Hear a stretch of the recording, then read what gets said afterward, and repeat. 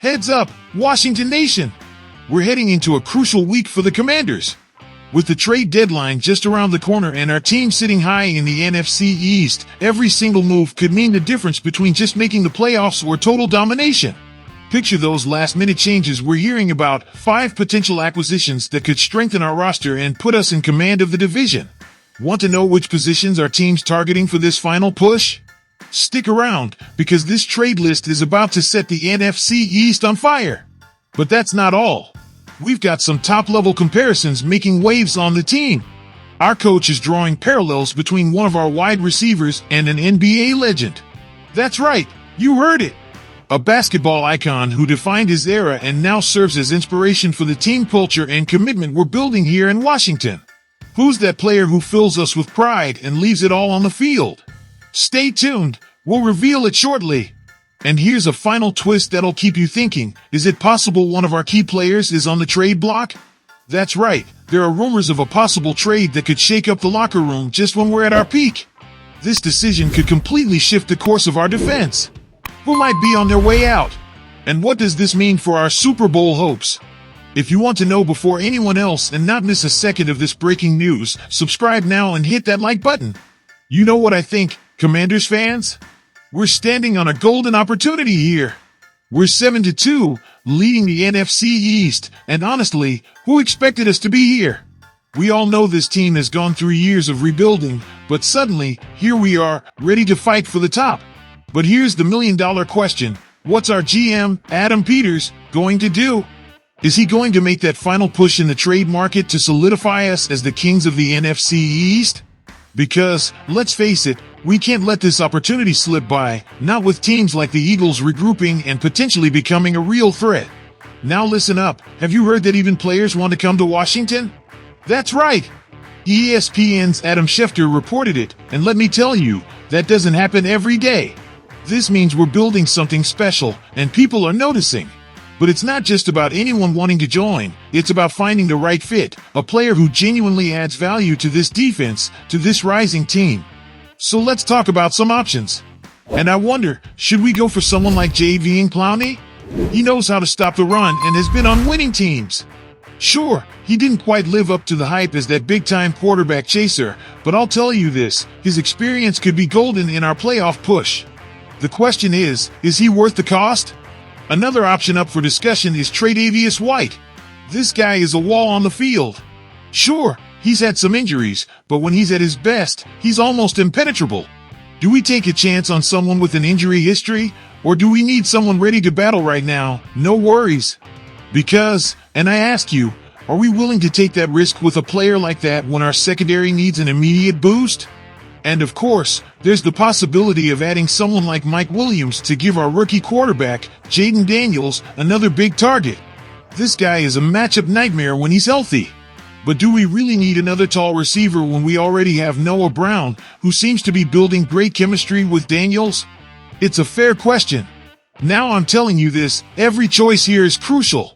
Are we looking for someone to get us results now, or someone to help with Daniels' long-term development? And what about Jonathan Jones or Marshawn Lattimore? Now that would be a power move.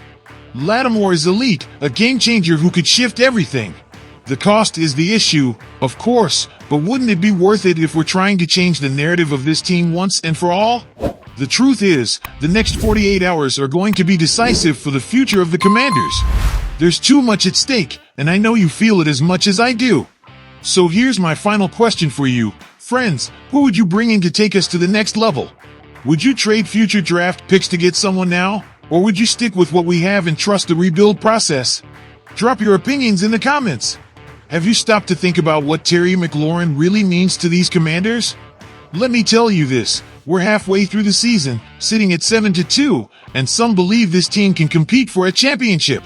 Yes, a championship! But how deep is that dream without someone like Terry McLaurin? I think McLaurin isn't just an elite receiver in the NFL. He's the kind of player you don't see every day, the mentality that drives the team towards success. And here's the thing, Dan Quinn just compared him to an NBA legend. Think about it. Quinn mentioned Andre Iguodala, a guy who sacrificed, came off the bench, and ended up as NBA Finals MVP. Someone who understood his role on a championship team and was willing to do whatever it took to win. Now, why do you think Quinn compares McLaren to Iguodala?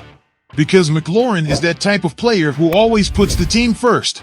He doesn't just show up in big moments, he lives for them. He scored 2 touchdowns in the last game against the Giants and led this team to a decisive win. He's a player who understands what it means to sacrifice and work for the greater good.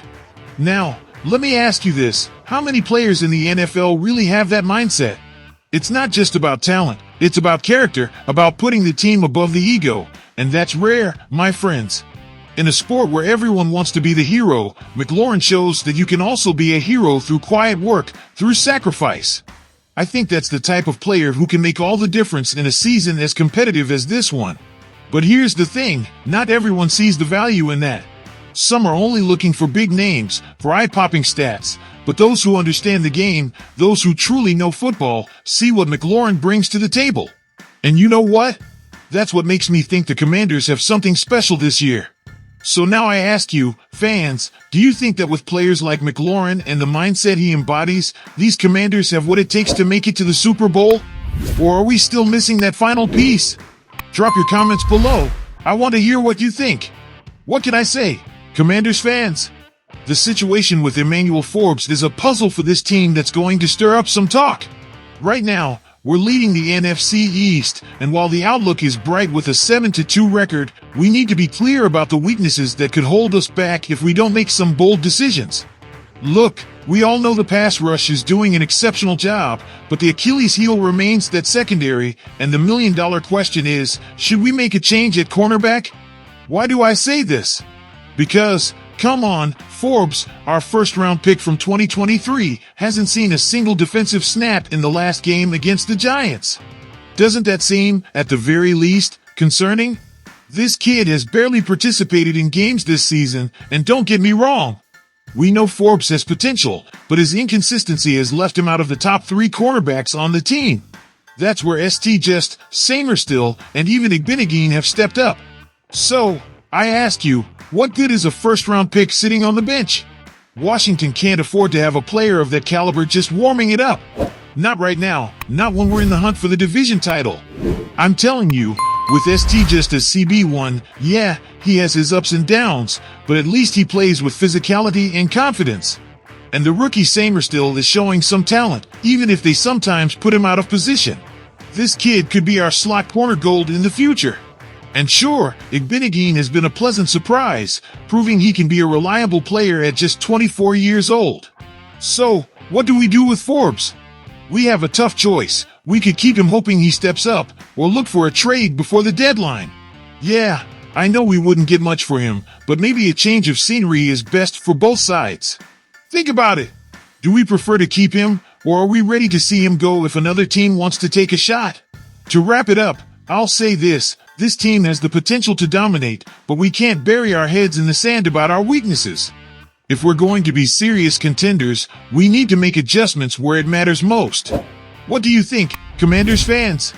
Should we make the trade and bring in another cornerback to boost the secondary, or do we trust Forbes to find his groove and solidify?